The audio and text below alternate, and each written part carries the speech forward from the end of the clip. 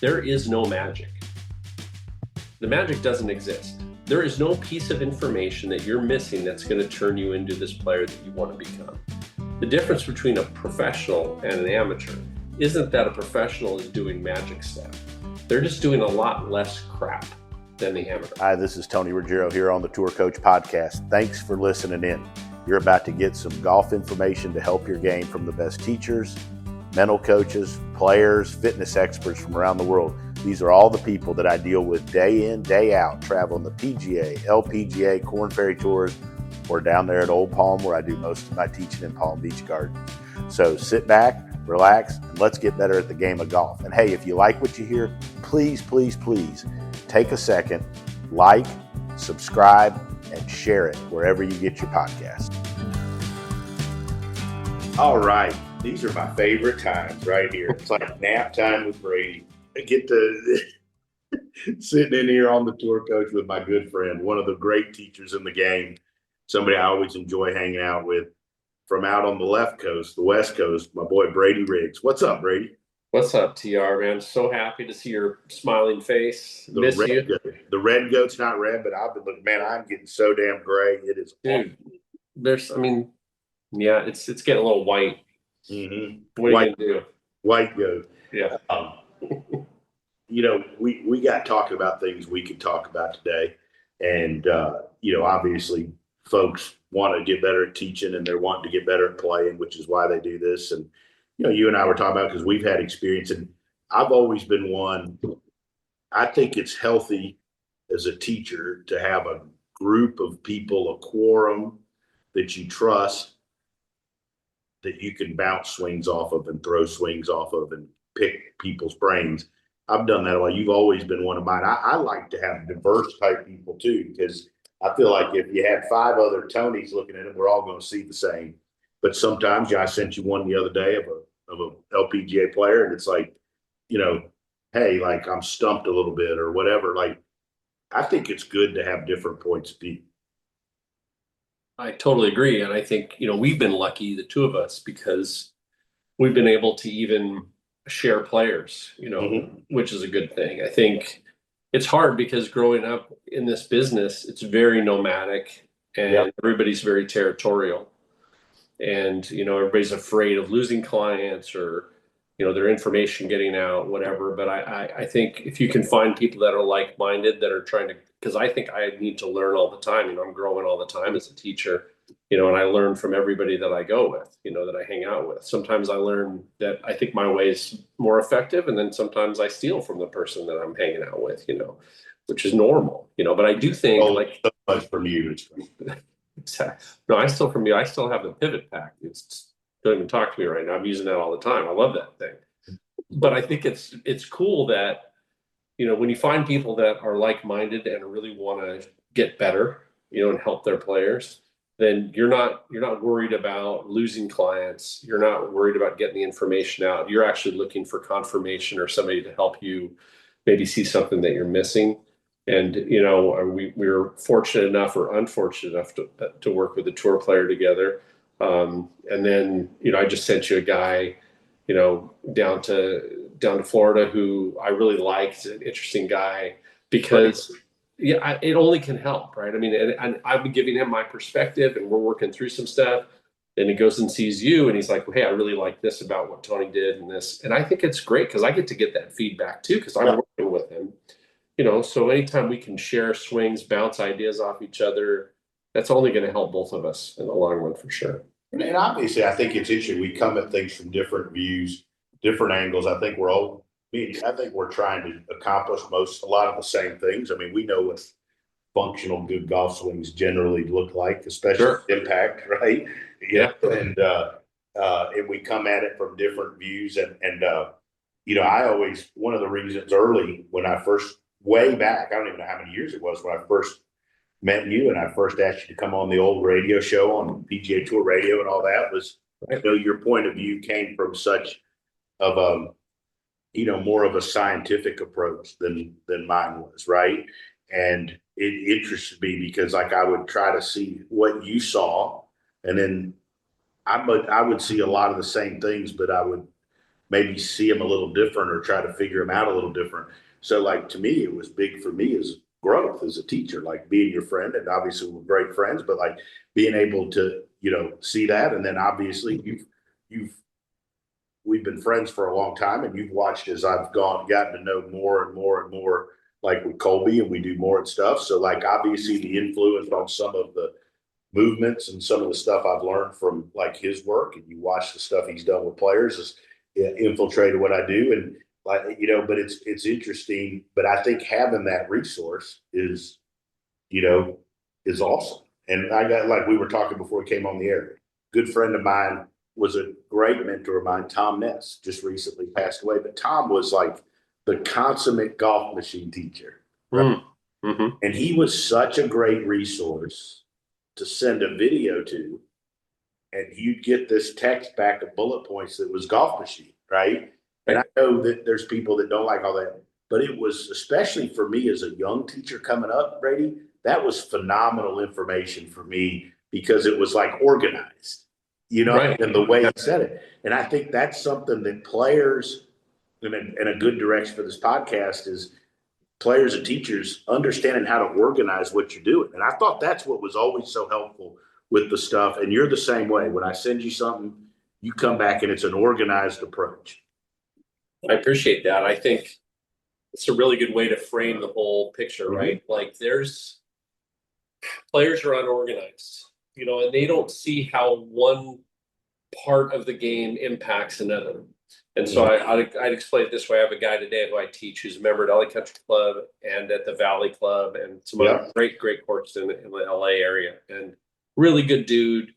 I think his name's Joe. I think Joe's around 70 years old. I've taught him 25 years and a good player, plus handicapper in his prime, and still a guy who can go shoot under par if he plays really well. Really, really quality guy.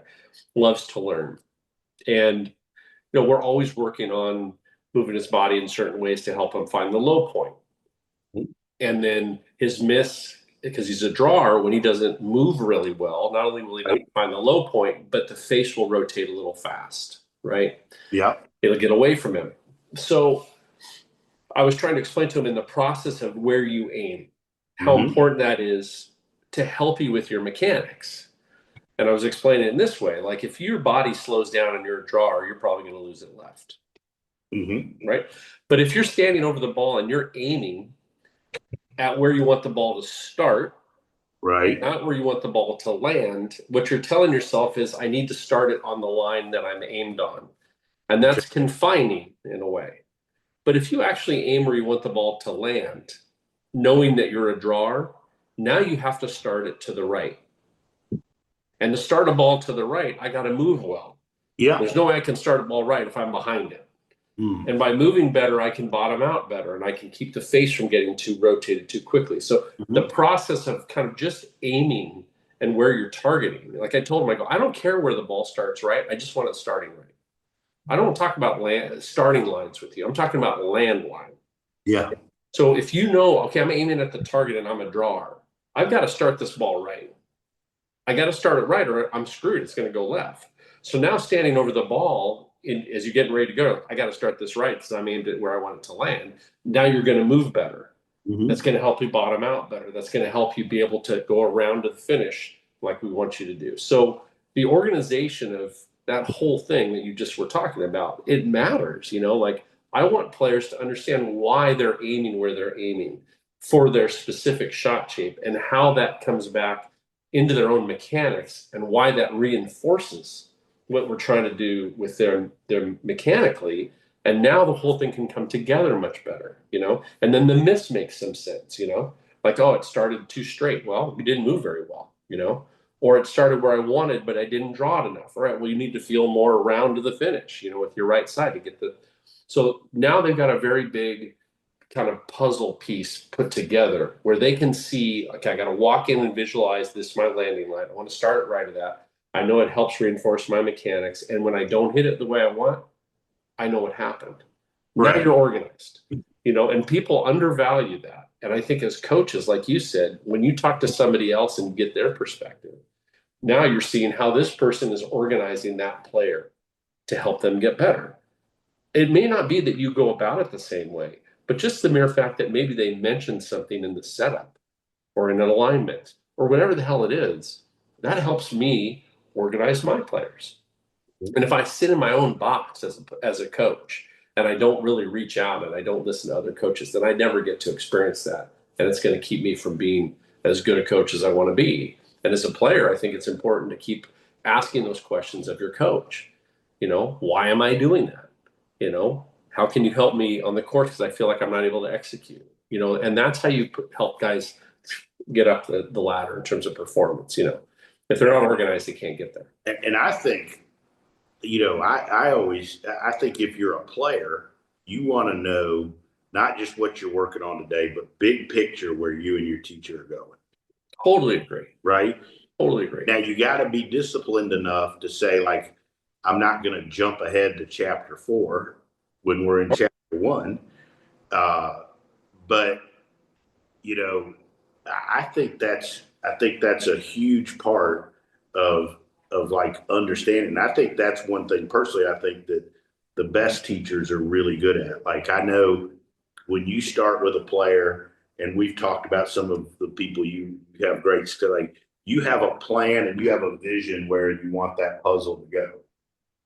And like, I always look at a golf swing, like I see it 2 years out. Like, where would I want this junior or this college player or this young pro 2 years out? Doesn't mean they're going to play like shit till then. Right. But, right. And I think that, like, one of the missing pieces in a young player that we were just talking about before we were on the air has no organization of a plan. And everything is about how I get it today versus understanding that I have to have a plan and understanding the puzzle pieces to get there. Yeah, and I think what you said is so true, and I tell people this all the time. There is no magic. The magic doesn't exist. There is no piece of information that you're missing that's going to turn you into this player that you want to become. The difference between a professional and an amateur isn't that a professional is doing magic stuff. They're just doing a lot less crap than the amateur, right? They're not doing things that are completely antithetical to them getting better. They've condensed everything. They work on specific things. Yeah, they might have a weird grip or a strange top or whatever, but it all balances out. And they're working their swing and their mechanics, and they're getting better and better and better at that, hopefully. Where an amateur's looking all the time, oh, I'm going to try that. I read this. My playing partner said to try this. That's not the route. And the discipline in the organization, and like you said, talking to your coach and being specific about it is so important, because if you don't stick to that, it's so easy to look at the shiny object, and go off on a detour. And then you're spending months down a rabbit hole you should never been on. And I think you've been a big influence on me with this.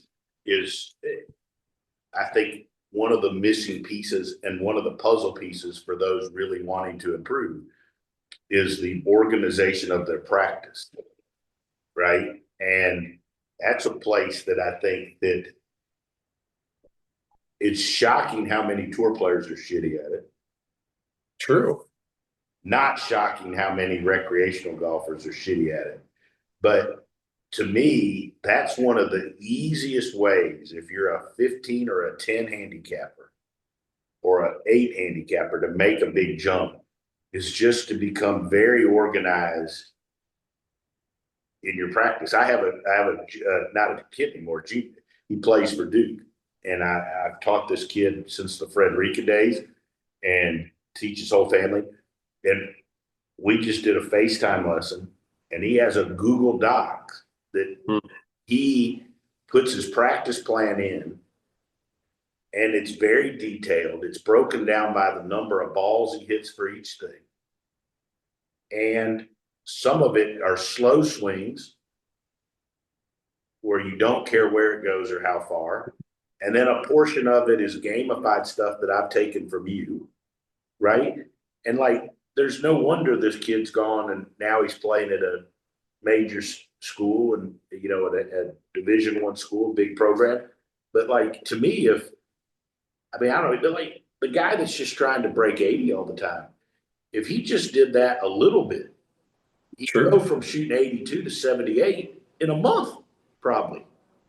Yeah, there's a lot of shots to be had just by being better at how you practice without changing anything mechanically. Because Like I think that you can goes save towards some the, shots.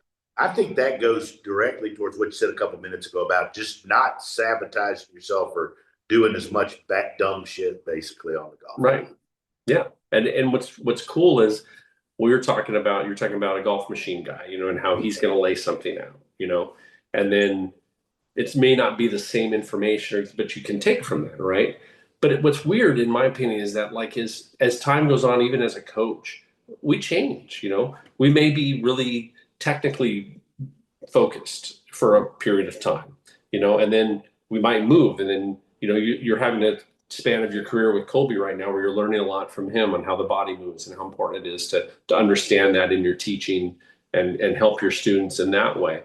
And I think that that's all very relevant as a coach, that we explore different areas and we reach out to each other to talk about those, because we don't know everything. It's important to be able to have an open mind and say, all right, I wouldn't have tried that, but I want to see if that works, because I Yeah. think it can work. And I think players need to be a lot less adventurous about the information that they're getting. They need to stick with somebody who they trust that can keep them on track. Because as a player, you don't want to be trying this coach, that coach, this idea, that idea. You're never going to get anywhere doing that. You need to have the discipline to stay on the plan. As a coach, we need to be able to try all those different things to try and continue to improve as coaches. But the practice thing, that's the lowest hanging fruit ever. Like I have people, I'll say, okay, tell me about, how do you practice your putting? What are you doing to putt? What's normal practice like? Well, I usually take 3 balls out to the green before I go, and I putt for 5-10 minutes. I'm like, okay, so you're just putting to the flags that are there on the green? Yeah. I'm like, okay, how far apart do you think those holes are? Like 20 feet or so. I'm like, okay, do you know what the tour make rate is from 20 feet? No, it's 15%. You got 3 balls.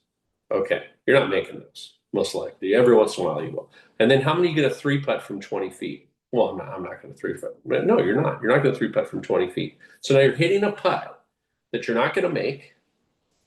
It's not in a percentage lengthwise that you need to make, because you're not going to make those, and you're not really helping yourself avoid 3 putts or practice putts that you need to make.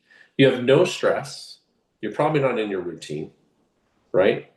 And you're really not doing anything other than maybe getting a little bit of the speed of the practice green, which very well might not be the same as the green itself on the golf course. Would be way better off if you putted from 40 feet. It would be better off if you practice 9 feet and in. So now those are putts that are helpful. A 40-footer, you start to get the speed. You can work on your distance control. That'll make your 3-putt avoidance better. And then 9 feet in, you got to make those putts on a good percentage. Those are ones that tour players are making a high number of. How are you spending the time? They just don't look at it the way that they could. Where if they said, I have the same amount of time, I got 10 minutes. Okay, here's what I would do in 10 minutes. I'd take my plate out. I'd aim it at the fringe from 3 steps away. So I got a 9-foot putt. And I'd try and hit 9 balls in a row through the tees on my putting plate. Now I know I can start the ball on the line I'm intending. That should take, a minute or two, not much time, right? And then maybe I'll go do a 3-6-9 combine where I'm putting a 3-footer, a 6-footer, 9-footer on different breaks. I'll do 5 holes with 3 balls each. That's not going to take me very long. That's just 5, 6, 7 minutes, something like that. And then maybe I'll practice some long putts with as much break as I can, so I can feel how much the run out is as the ball's slowing down. Now, in the same amount of time, I've worked on my starting line. I worked on some pressure putts under full routine, and I worked on my distance control, and I saw what some breaking putts are going to do. Now I'm a lot more prepared to go play that round than I would be had I taken the 3 balls out on the green and done what everybody else does, hit them to a 20-footer. It's low hanging fruit. It's just better organization and a little bit more purpose Yeah. practice. Yeah, and I think it's just understanding like that each piece of that's like you said this earlier. Like, I mean, we're putting a puzzle together for players, basically, right? Yep. And every piece is important. You got to know where it fits. And I think most of the people like they look at it as like it's just one big picture, but it's a lot of little pieces that go towards that. And, going along what you were just talking about, the structure of like how the detailed and what you gave people for putting there. Like the other one to drive, one other thing is like, they don't have a lot of time. And, especially like daylight's going to get short, but everybody, like, instead of just dumping a basket of balls beside the green, take 3 balls and just put them in 3 different places and chip them up there and have to put them in. And try to get to where you can get 2 out of 3 up and down from wherever they lie.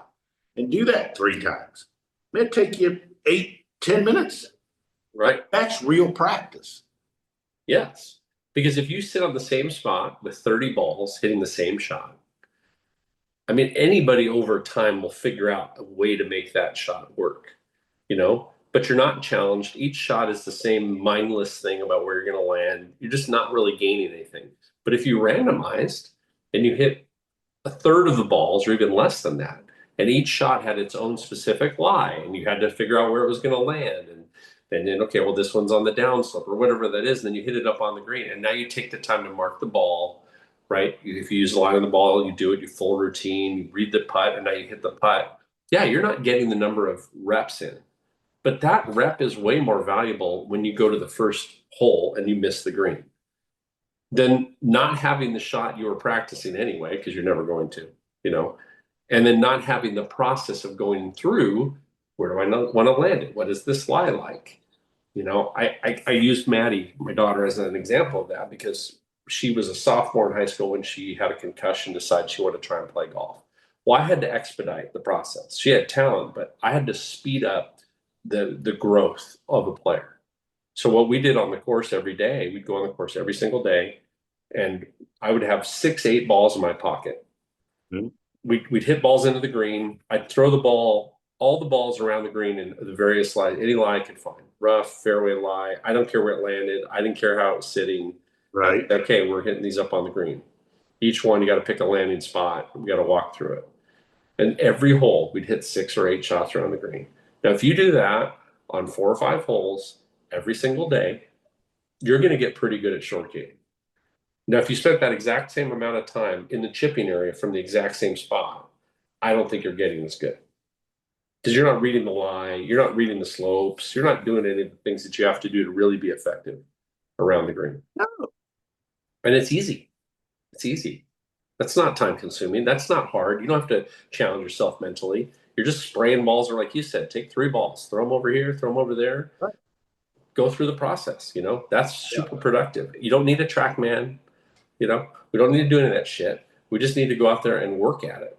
And if you work at it, you'll also say, man, I suck on this tight lie. I'm not very good on this. I got to go help my coach needs to help me out. I can't hit a shot off a tight lie.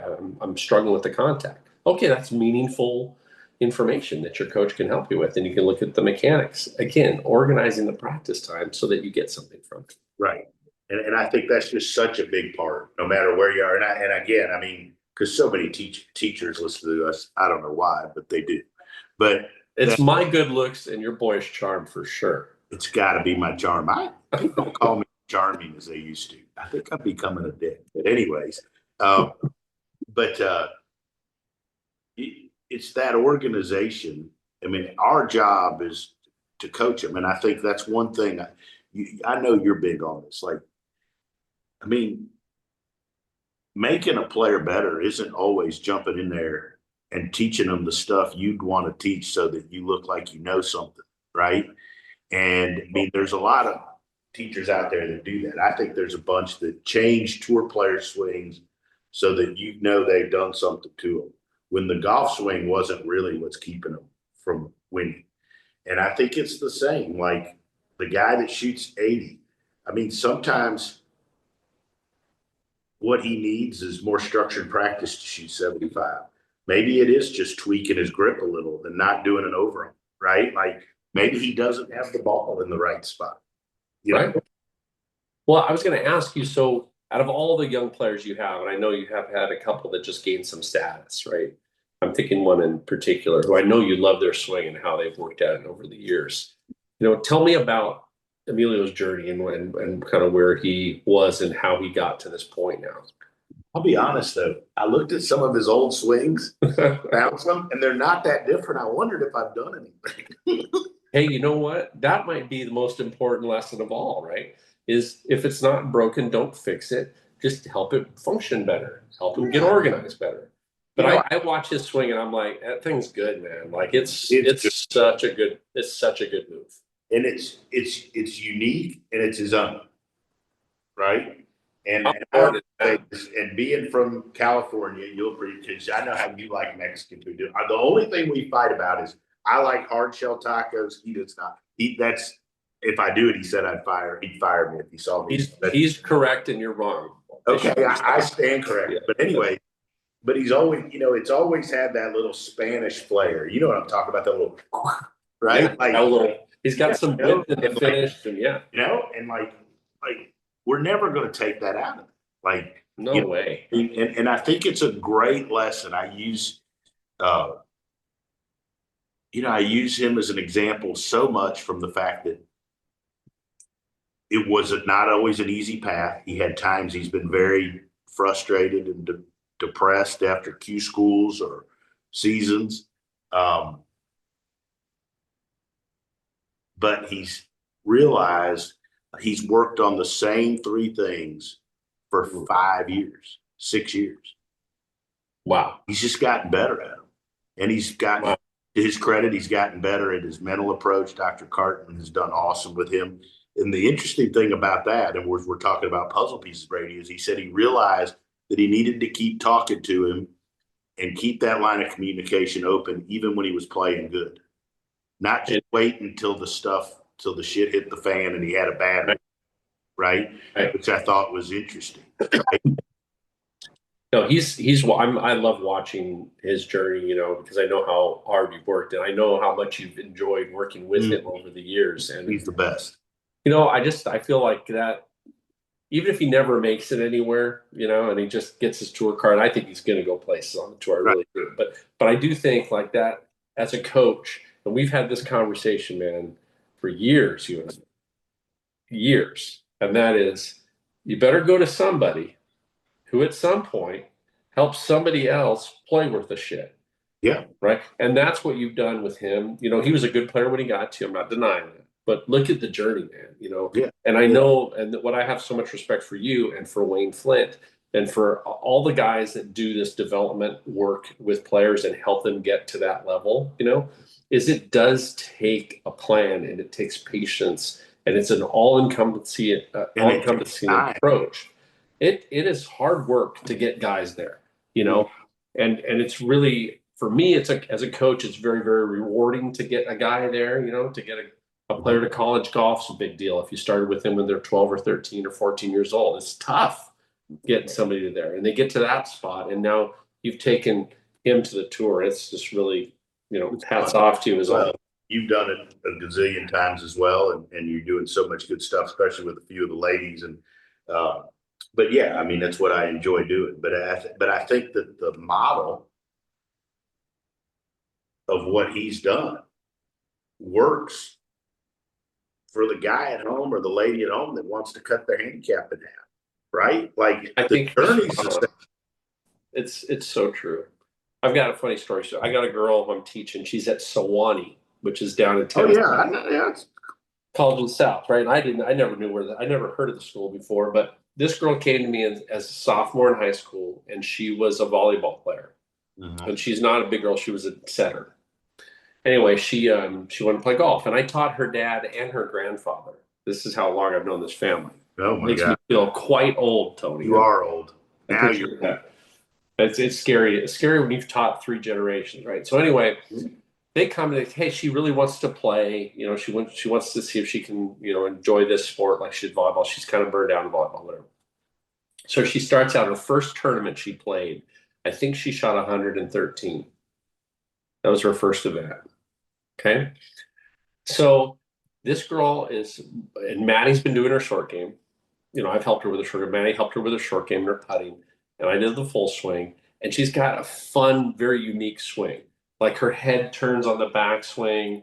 it's kind of loose and big. But what you said about Amelia, which is I think so important, is that he owns his swing. That's his swing. You never got in there and tweaked it and made it something that you wanted it to be. You just rode with what he was doing. And with her, I was like, man, she's a pretty good ball striker. Like I'm leaving a lot of that alone because I'm not going to mess that up. If she's got a swing that she doesn't know another swing, the chances are that's going to last because that's the only swing she knows, right? And so this girl went from shooting that scores as she started, played through high school, started playing tournaments. All of a sudden, she's, okay, she's playing, shot 80, shot 78, shot 75. I played with her in the desert 2 years ago. She hit 17 greens. It was unbelievable and beat me. I was not very happy about that. But what was cool about it is just watching her development. So now she goes to Tennessee to play at Sewanee. Her first tournament, not bad. She does okay. Wins her second tournament. Are you kidding me? The next tournament, she's got the lead with 5 holes to go. Can't finish it off. Finishes 5th or something. The next tournament finishes 5th again. And what it shows, and I'm not in any way saying it was me. I'm just saying that I was smart enough because I've screwed up enough to know that if it's working and she's improving, leave it alone. Just continue to have her work on those things that she's doing that's helping her get better. That's great. And that's the difference between an old Brady and a young Brady who would have thought, oh, I got to change this. It's got to look like that. You don't have to do those things, man. You just got to work with what they got. If they're getting better, leave it alone and just help them along the way. Same here. Like I kind of wrapping it up. I teach a young girl plays Mississippi State. You've seen the videos of her. It gets she's the #1 ranked college player or female player now. And like I remember when her dad brought her to me like 4 or 5 years ago, they were worried somebody was going to just jump in and change it. And like what you were just saying, the old Tony maybe 10 years ago might have done more, but I was like, I mean, this girl smashes. Like she hits it better than anybody else I'm teaching right now. Like, I mean, and so we've softened things. Mm-hmm. But like my job's to just give her all the pieces she needs to run with how good she is and to play. And I kept saying, same deal as Amelia. I pulled up an old video the other day on my swing cat thinking, I bet it's going to be a bunch different. Shit, it wasn't that different. Hell. Crazy, right? Her setup better. I'll say that. I fixed her setup. Face is a little bit more neutral. It's a little bit less in. Still smashes it, but it's fun. Hey, sometimes less is the answer, right? Just do a little bit. Just help them a little bit. You don't need to change a lot of stuff if it's working. Yep. That's the kiss of death. You're the best. We got to do this more. I'll look forward to seeing you do some stuff in January, February together in Florida. Appreciate you always, and keep up all the good stuff. We'll talk soon, brother. You too, man. Really appreciate you having me.